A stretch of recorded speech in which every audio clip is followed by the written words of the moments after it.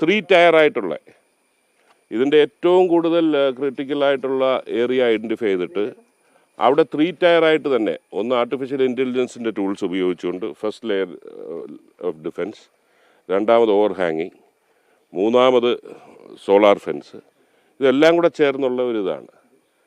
അതല്ല ചില സ്ഥലങ്ങളിൽ ട്രെഞ്ച് ചെയ്യുക എന്നുള്ളതാണ്. ഇന്നിപ്പം ഞാൻ രാവിലെ തന്നെ കൊടുത്തൊരു നിർദ്ദേശവും തീരുമാനവും ഇപ്പോൾ ഉള്ള ഫെൻസിനോട് ചേർന്നുള്ള വനത്തിൻ്റെ ഭാഗമുണ്ടല്ലോ, അവിടെ വിസ്റ്റ ക്ലിയറൻസ് നടത്തണം. അടിക്കാട് വെട്ടി മരം മുറിച്ച് മാറ്റി ക്ലിയർ ആക്കുക. അന്നേരം ഒന്നുമില്ലെങ്കിൽ ആനകൾ വരുന്ന നമുക്ക് അറിയാനെങ്കിലും സാധിക്കും, കുറച്ച് ദൂരെ നിന്നെങ്കിലും കാണാൻ സാധിക്കും. എന്നിട്ടും ഈ വാളും ഫെയിലിയർ ആണെങ്കിൽ പിന്നത്തെ കാര്യം ഞാൻ പറഞ്ഞാൽ ഫസ്റ്റ് തീരുമാനം എന്തേ ഈ ഇത്ര 30 കിലോമീറ്റർ അല്ലേ ഇവിടെ, ഈ 30 കിലോമീറ്ററിലെ വിസ്റ്റ ക്ലിയറൻസ് ആദ്യം ചെയ്യുക. അത് ചെയ്യുന്ന ഒരു നടപടി.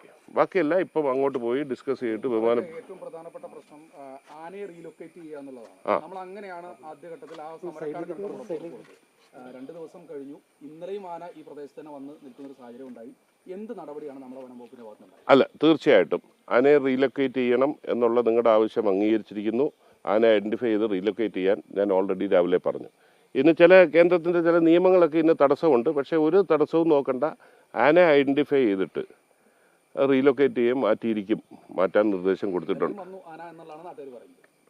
ശരി, നമുക്ക് ഇപ്പം എനിക്ക് ഒരു ദിവസം കൊണ്ട് അത് ചെയ്യാനൊക്കില്ലെന്ന് നിങ്ങൾ സഹകരിക്കുക. ഞാനിന്ന് വന്നു, നോക്കട്ടെ, ഞാനിന്ന് കൊടുത്തേക്കുന്ന നിർദ്ദേശങ്ങൾ ഇഫക്റ്റീവ് ആകുമെന്ന് നോക്കട്ടെ. ഏത് സമയത്തും നമുക്ക് ചെയ്യാം. ഇത് കുറേ കാലമായിട്ട് കുമിഞ്ഞുകൂടിയിരിക്കുന്ന ഒരു വിഷയമാണ്. ഞാൻ കണക്ക് നോക്കിയപ്പോൾ 2020 വരെ ഈ പ്രദേശത്ത് ഒരു മരണവും ഉണ്ടായിട്ടില്ല.